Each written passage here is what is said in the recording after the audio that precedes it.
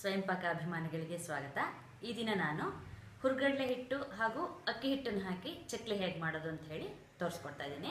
ಚಕ್ಲಿನ ಸುಮಾರು ವೆರೈಟಿನಲ್ಲಿ ಮಾಡ್ಬೋದು. ನಾನು ನಿಮಗೆ ಹಿಂದೆ ಉದ್ದಿನಬೇಳೆ ಹಾಗೂ ಅಕ್ಕಿನ ಉಪಯೋಗಿಸ್ಕೊಂಡು ಹೇಗೆ ಚಕ್ಲಿ ಮಾಡೋದು ಅಂತ ಹೇಳಿ ತೋರಿಸ್ಕೊಟ್ಟಿದ್ದೆ. ಈಗ ನಾನು ಸುಲಭವಾಗಿ ನಿಮಗೆ ಅಂದರೆ ಈಗ ತಕ್ಷಣಕ್ಕೆ ಮಾಡಬೇಕು ಅಂದರೂ ಕೂಡ ಆಗುವಂತೆ ಅಕ್ಕಿ ಹಿಟ್ಟು ಹಾಗೂ ಹುರ್ಗಡ್ಲೆ ಹಿಟ್ಟನ್ನು ಹಾಕ್ಕೊಂಡು ಹೇಗೆ ಮಾಡ್ಬೋದು ಚಕ್ಲಿ ಅಂತ ತೋರಿಸ್ಕೊಡ್ತಾ ಇದ್ದೀನಿ. ಅಕ್ಕಿ ಹಿಟ್ಟು 1.5 ಕಪ್ಪು, ಹುರ್ಗಡ್ಲೆ ಹಿಟ್ಟು ಅರ್ಧ ಕಪ್ಪು, ಉಪ್ಪು ರುಚಿಗೆ ತಕ್ಕಷ್ಟು. ನಾನಿಲ್ಲಿ 1/4 ಟೀ ಸ್ಪೂನ್ನಷ್ಟು ಇಟ್ಕೊಂಡಿದ್ದೀನಿ. ಜೀರಿಗೆ ಮೆಣಸಿನ ಪುಡಿ ಮಾಡಿ ಇಟ್ಕೊಂಡಿದ್ದೀನಿ ನಾನು 1/4ರಿಂದ ಅರ್ಧ ಟೀ ಸ್ಪೂನು. ನೋಡಿ, ಜೀರಿಗೆ ಮೆಣಸು ಅಂದರೆ ಈ ಥರ ಇರುತ್ತೆ, ತುಂಬ ಸಣ್ಣದಾಗಿರುತ್ತೆ ಇದು ಮೆಣಸಿನಕಾಯಿ. ಇದನ್ನು ಒಣಗಿಸಿದ್ದು ನಾನಿಲ್ಲಿ ಉಪಯೋಗಿಸ್ತಾ ಇದ್ದೀನಿ.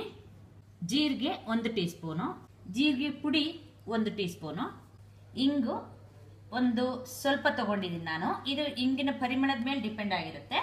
ತುಪ್ಪ 3 ಟೀ ಸ್ಪೂನ್ನಷ್ಟು, ಕರಿಲಿಕ್ಕೆ ಎಣ್ಣೆ, ನೀರು 1 ಕಪ್ನಷ್ಟು. ಹಿಟ್ಟನ್ನು ಕಲಿಸ್ಬೇಕಾದ್ರೆ ನೋಡ್ಕೊಂಡು ಹಾಕೊಳ್ಳಿ. ಒಂದು ಬಾಣಲೆನ ಬಿಸಿಗಿಟ್ಟು ಅದಕ್ಕೆ ಈ ಅಕ್ಕಿ ಹಿಟ್ಟನ್ನು ಹಾಕಿ ಸ್ವಲ್ಪ ಇದನ್ನು ಬಿಸಿ ಮಾಡೋಣ.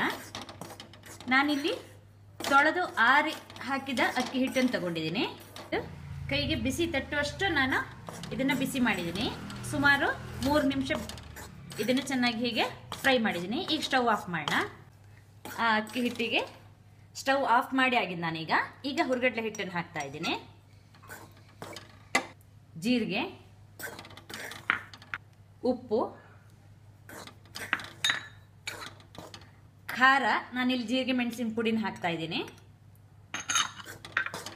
ಹಾಗೆ ಜೀರಿಗೆ ಪುಡಿ ಹಾಕ್ಬಿಟ್ಟು ಚೆನ್ನಾಗಿ ಒಂದ್ಸಲ ಹೀಗೆ ಡ್ರೈ ಮಿಕ್ಸ್ ಮಾಡಿ. ಈಗ ನಾ ಇದನ್ನು ಒಂದು ಬೌಲ್ಗೆ ತೆಕ್ಕೋತೀನಿ. ಯಾವ ಬೌಲಲ್ಲಿ ಚಕ್ಲಿ ಹಿಟ್ಟನ್ನು ಕಲಿಸ್ತಿರೋ ಆ ಬೌಲಿಗೆ ತೆಕ್ಕೊಳ್ಳಿ. ಹಾಗೆ ಇಂಗು ಹಾಕ್ತಾ ಇದ್ದೀನಿ ನಾನು. ಇಂಗು ಹಾಕಿ ಚೆನ್ನಾಗಿ ಮಿಕ್ಸ್ ಮಾಡೋಣ. ಹಾಗೆ ತುಪ್ಪ ಹಾಕ್ತಾ ಇದ್ದೀನಿ. ತುಪ್ಪ ಹಾಕಿದ ಮೇಲೆ ಚೆನ್ನಾಗಿ ಇದನ್ನು ಮಿಕ್ಸ್ ಮಾಡಬೇಕು. ತುಪ್ಪ ಹಿಟ್ಟಿನ ಎಲ್ಲ ಕಡೆನೂ ಕೂಡ ಸ್ಪ್ರೆಡ್ ಆಗಬೇಕು. ಈಗ ನೋಡಿ, ಹಿಟ್ಟು ತುಪ್ಪ ಹಾಕಿದ್ಮೇಲೆ ನೋಡಿ ಇಷ್ಟು ನೋಡಿ ಈ ಥರ ಫೀಲ್ ಆಗಬೇಕು, ಜಿಡ್ಡು. ಇಷ್ಟು ತುಪ್ಪ ಹಾಕಿದರೆ ಸಾಕು. ಈಗ ಇದಕ್ಕೆ ನೀರು ಹಾಕಿ ಕಲಸೋಣ. ನಿಧಾನವಾಗಿ ನೀರು ಹಾಕ್ಕೊಳ್ಳಿ, ಸ್ವಲ್ಪನೇ. ಹೀಗೆ ಸ್ವಲ್ಪನೇ ನೀರು ಹಾಕ್ಕೊಂಡು ಚಕ್ಲಿ ಹಿಟ್ಟಿನ ಹದಕ್ಕೆ ಕಲಿಸ್ಕೊಳ್ಳೋಣ. ನೋಡಿ, ನಾನು ಹಿಟ್ಟನ್ನು ಈ ಹದ ಅಂದರೆ ನಿಮಗೆ ಚಕ್ಲಿ ಒರಳಿನಲ್ಲಿ ಚಕ್ಲಿ ಮಾಡಲಿಕ್ಕೆ ಅನುಕೂಲವಾಗುವ ಹದಕ್ಕೆ ಇಟ್ಕೋಬೇಕು. ನಾನು 1 ಕಪ್ ನೀರು ತಗೊಂಡಿದ್ದೆ. ನೋಡಿ, ಸ್ವಲ್ಪ ಉಳಿದಿದೆ, ಅಂದರೆ ಸುಮಾರು ಹತ್ರ 1 ಟೇಬಲ್ ಸ್ಪೂನ್ನಷ್ಟು ನೀರು ಉಳ್ಕೊಂಡಿದೆ. ಹಿಟ್ಟು ಕಲಸಿ ಆದಮೇಲೆ ನೀವು ಈ ಹಿಟ್ಟಿಗೆ ಮೇಲ್ಗಡೆ ಎಲ್ಲ ಒಂಚೂರು ಏನಾರು ಜಿಡ್ಡು ತುಪ್ಪ ಅಥವಾ ಎಣ್ಣೆ ಏನಾರು ಸ್ವಲ್ಪ ಹೀಗೆ ಸವರ್ಬಿಟ್ಟು ಇದನ್ನು ಮುಚ್ಚಿ ಪಕ್ಕಕ್ಕಿಟ್ಕೊಳ್ಳಿ. ಒಂದು ಸಣ್ಣ ಬಾಣಲೆಗೆ ಕರಿಲಿಕ್ಕೆ ಬೇಕಾಗುವಷ್ಟು ಎಣ್ಣೆ ಹಾಕ್ಕೊಂಡು ಬಿಸಿಗಿಡಿ. ಈ ಚಕ್ಲಿ ಒರಳಿಗೆ ಹಾಗೆ ಚಕ್ಲಿ ಮಾಡ್ಲಿಕ್ಕೆ ನಾನೊಂದು ಪ್ಲಾಸ್ಟಿಕ್ ಶೀಟ್ ಇಟ್ಕೊಂಡಿದ್ದೀನಿ. ನೀವು ಬಾಳೆಲೆ ಬೇಕಾದರೂ ಉಪಯೋಗಿಸ್ಕೋಬೋದು.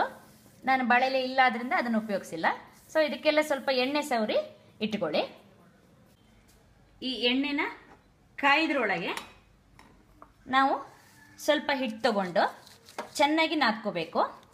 ಇದಕ್ಕೆ ಹುರ್ಗಡ್ಲೆ ಹಾಕಿದ್ರಿಂದ ಇದು ಚಕ್ಲಿ ಬಿಡಲಿಕ್ಕೆ ನೀಟಾಗಿ ಬರಲ್ಲ. ಸೊ ಚೆನ್ನಾಗಿ ನಾದಬೇಕು. ಈಗ ನೋಡಿ, ನಾನು ಇದನ್ನು ಚೆನ್ನಾಗಿ ನಾದಿದ್ದೀನಿ. ಇದನ್ನು ಚಕ್ಲಿ ಒರಳಿಗೆ ಎಷ್ಟು ಹಿಡಿಸುತ್ತೋ ಅಷ್ಟು ಹಾಕ್ಬಿಟ್ಟು ಚಕ್ಲಿ ಮಾಡ್ಕೋಬೇಕು.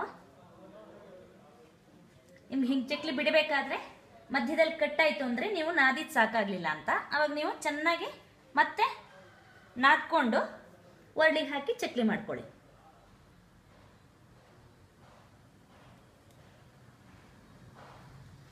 ಎಣ್ಣೆ ಕಾದಿದೆಯಾ ನೋಡಲಿಕ್ಕೆ ಸ್ವಲ್ಪ ಹಿಟ್ಟು ಹಾಕಿ ನೋಡಿ. ತಕ್ಷಣ ಇದು ಮೇಲ್ ಬರ್ತಾ ಇದೆ, ಅಂದರೆ ಎಣ್ಣೆ ಚೆನ್ನಾಗಿ ಕಾದಿದೆ. ಈಗ ಇದಕ್ಕೆ ಒಂದೊಂದೇ ಚಕ್ಲಿನ ನಿಧಾನವಾಗಿ ಬಿಡೋಣ. ಚಕ್ಲಿನ ನೀವು ಲೋ ಮೀಡಿಯಮ್ ಊರಿನಲ್ಲೇ ಬೇಯಿಸ್ಕೊಳ್ಳಿ. ಸೊ ಇದು ನೋಡಿ, ಹಾಕಿ ಒಂದು 30 ಸೆಕೆಂಡ್ಸ್ ಆಗಿದೆ. ನಾನು ಹೀಗೆ ತಿರುಗಿಸಿ ಹಾಕಿದ್ದೀನಿ. ತುಂಬ ಎಣ್ಣೆ ಕಾದಿದ್ರೆ ಬೇಗ ಕೆಂಪಾಗುತ್ತೆ. ಸೊ ನೀವು ಎಣ್ಣೆನ ಸ್ವಲ್ಪ ನೋಡಿಕೊಂಡು ಹಾಕ್ಕೊಳ್ಳಿ. ಹೀಗೆ ಚೆನ್ನಾಗಿ 2 ಕಡೆನೂ ಹೀಗೆ ತಿರ್ಸ್ಬಿಟ್ಟು ಚೆನ್ನಾಗಿ ಫ್ರೈ ಮಾಡಬೇಕು.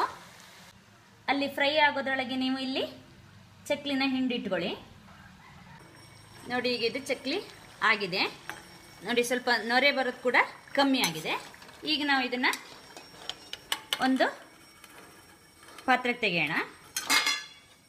ಉಳಿದ ಚಕ್ಲಿಗಳನ್ನ ಕೂಡ ನೀವು ಹಾಕಿಬಿಟ್ಟು ತೆಕ್ಕೊಳ್ಳಿ. ಸಾಮಾನ್ಯವಾಗಿ ನಿಮಗೆ ಫಸ್ಟಿನ ಚಕ್ಲಿ ಸ್ವಲ್ಪ ಕೆಂಪಗೆ ಬರುತ್ತೆ. ನೆಕ್ಸ್ಟ್ ಎಲ್ಲ ಚೆನ್ನಾಗಿ ಒಳ್ಳೆ ಕಲರ್ ಬರುತ್ತೆ. ಪ್ರತಿ ಸಲ ನೀವು ಹಿಟ್ಟು ತಗೊಂಡು ಚಕ್ಲಿ ಮಾಡಬೇಕಾದ್ರೂ ನೀವು ಚೆನ್ನಾಗಿ ಈ ಹಿಟ್ಟನ್ನು ನಾದ್ಕೊಂಡೇ ಚಕ್ಲಿ ಮಾಡಬೇಕು. ಮತ್ತು ನೀವು ಹಿಟ್ಟನ್ನು ಕವರ್ ಮಾಡೇ ಇಟ್ಟಿರಿ, ಅದು ಡ್ರೈ ಆಗ್ಲಿಕ್ಕೆ ಬಿಡಬೇಡಿ. ಚಕ್ಲಿ ನಿಮಗೆ ಬೇಗ ಕೆಂಪಾಗ್ತಿದೆ ಅಂದರೆ ನೀವು ಲೋ ಫ್ಲೇಮ್ನಲ್ಲೇ ಇಟ್ಕೊಂಡು ಕರೀರಿ. ಯಾವುದೇ ಕರಿದ ತಿಂಡಿ ಮಾಡೋದಾದರೂ ಅಥವಾ ರೊಟ್ಟಿ ಮಾಡೋದಾದರೂ ಕೂಡ ನೀವು ತೊಳೆದ ಆರಿ ಹಾಕಿದ ಅಕ್ಕಿ ಹಿಟ್ಟಿದೆಯಲ್ಲ, ಅದನ್ನು ಬಳಸಿದರೆ ನಿಮಗೆ ತುಂಬ ಚೆನ್ನಾಗಾಗುತ್ತೆ ತಿಂಡಿಗಳು. ಜೀರಿಗೆ ಮೆಣಸು ಅಂದರೆ ಸುಮಾರು ಜನ ಜೀರಿಗೆ ಬೇರೆ ಮೆಣಸು ಬೇರೆ ಅನ್ಕೋತಾರೆ. ಅಲ್ಲ, ಇದು ಒಂದು ಮೆಣಸಿನಕಾಯಿನಲ್ಲಿ ಒಂದು ವೆರೈಟಿ ಅಷ್ಟೇ. ಈ ಜೀರಿಗೆ ಮೆಣಸು ಇದೆಯಲ್ಲ, ಉಪಯೋಗಿಸಿದ್ರೆ ತುಂಬ ಒಳ್ಳೆಯದು. ಯಾಕಂದರೆ ನಿಮ್ಗೆ ಹಸಿ ಮೆಣಸಿನಕಾಯಿ ಇವೆಲ್ಲ ಸಾಮಾನ್ಯವಾಗಿ ಗ್ಯಾಸ್ಟ್ರಿಕ್ ಪ್ರಾಬ್ಲಮ್ ಆಗುತ್ತೆ. ಆದರೆ ಜೀರಿಗೆ ಮೆಣಸಲ್ಲಿ ಯಾವುದೇ ತೊಂದರೆ ಇರಲ್ಲ. ಇದನ್ನು ಬಳಸೋದು ತುಂಬ ಒಳ್ಳೆಯದು. ಜೀರಿಗೆ ಮೆಣಸು ಸಿಗಲಿಲ್ಲ ಅಂದರೆ ನೀವು ಖಾರದ ಪುಡಿನ ಕೂಡ ಬಳಸ್ಕೋಬಹುದು ಅಲ್ವಾ. ಸುಲಭವಾಗಿ ಚಕ್ಲಿನ ಹೇಗೆ ಮಾಡೋದು ಅಂತ ಹೇಳಿ ನೀವು ಕೂಡ ನಿಮ್ಮ ಮನೆಯಲ್ಲಿ ಈ ಚಕ್ಲಿನ ಟ್ರೈ ಮಾಡಿಬಿಟ್ಟು ನಿಮ್ಮ ಅಭಿಪ್ರಾಯವನ್ನು ನಮಗೆ ತಿಳಿಸಿ. ನಮಸ್ಕಾರ.